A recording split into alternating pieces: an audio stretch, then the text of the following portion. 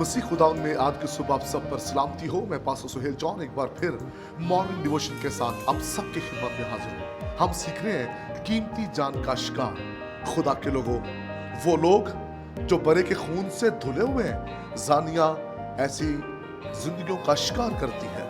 वो जो खुदावन के हुजूर में खड़े रहते हैं, इब्लीस उनके लिए प्लान करता है, लेकिन हम इस बात पर ईमान रखते हैं यीशु का लहू हमें इन तमाम कुव्वतों पर फतह से बढ़कर गलबा देता है।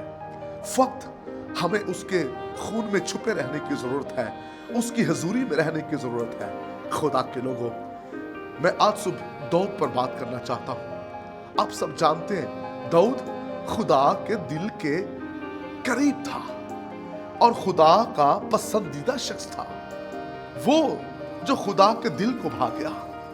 लेकिन मैं आपको बताना चाहता हूं, इतना कीमती शख्स कि जब खुदावंद के हजूरी में प्रस्तश करे और तख्त लग जाए, इतना कीमती शख्स जिसके पास हैकल बनाने का मंसूबा है, इतना कीमती शख्स जो जाति जूलियत पर गालिब आया, ये कीमती है और ये मसा किया हुआ है। सैमुअल ने इसे मसा किया कौम बनी इस्राएल की क़यादत के लिए।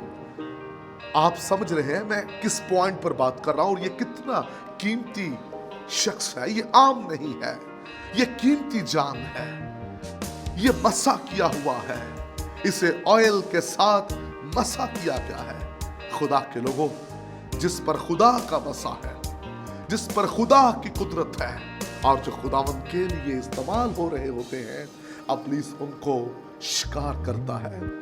और ऐसा ही हुआ, दाऊद के लिए उसने प्लान किया और दाऊद के लिए उसने ऐसा प्लान किया कि उसके सामने एक ऐसी औरत को लाकर खड़ा कर दिया जो उसके सिपा सलार की थी।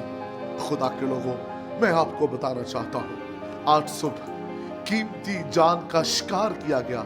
उस घर के अंदर जहां वो था, इब्लीस वहां तक पहुंच गया और ना चाहते हुए भी दाऊद उस का शिकार हो गया। लेकिन मैं आपको बताना चाहता हूं आंसू, ये कोई आम शख्स नहीं था जिसका शिकार किया गया है। ये बड़ा कीमती था और प्रस्तश करने वाला, और इसकी प्रस्तश से खुदावंद की हजूरी आती, खुदा की कुदरत ठहरती थी। आप समझ सकते हैं ये कितना कीमती है कि खुदा उतर आए और इसका शिकार किया गया है। और जब कीमती जान का शिकार होता है तो फिर कीमती जान के पास वो मुकाम नहीं रह जाता, वो खुदा के मंसूबा से निकल जाते हैं।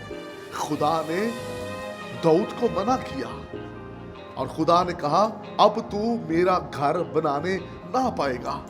क्यों? क्योंकि ये शिकार हो चुका है उस स्पिरिट का। खुदा के लोगों, ये जो स्पिरिट है, गुनाह की, ज़नाकारी की जो स्पिरिट है, ये जब मूव करती है कलीसियों के अंदर, लीडर्स के अंदर, तो ये बहुत से लीडर्स को, ईमानदार को, यूथ को, जो बड़ी एक्टिव होकर चर्च के अंदर काम कर रही होती है, ये यूथ का शिकार करता है और यूथ को ये स्पिरिट नजायज रिलेशन की तरफ लेकर जाती है ताकि वो नजायज रिलेशन कायम करे। और इस तरह वो यूथ, वो यंगस्टर अपने उस मुकाम पर कायम नहीं रह पाते। जो खुदा का मंसूबा उनके जीवन में होता है वो पूरा नहीं हो पाता, क्योंकि वो जानिया का शिकार हो जाते हैं।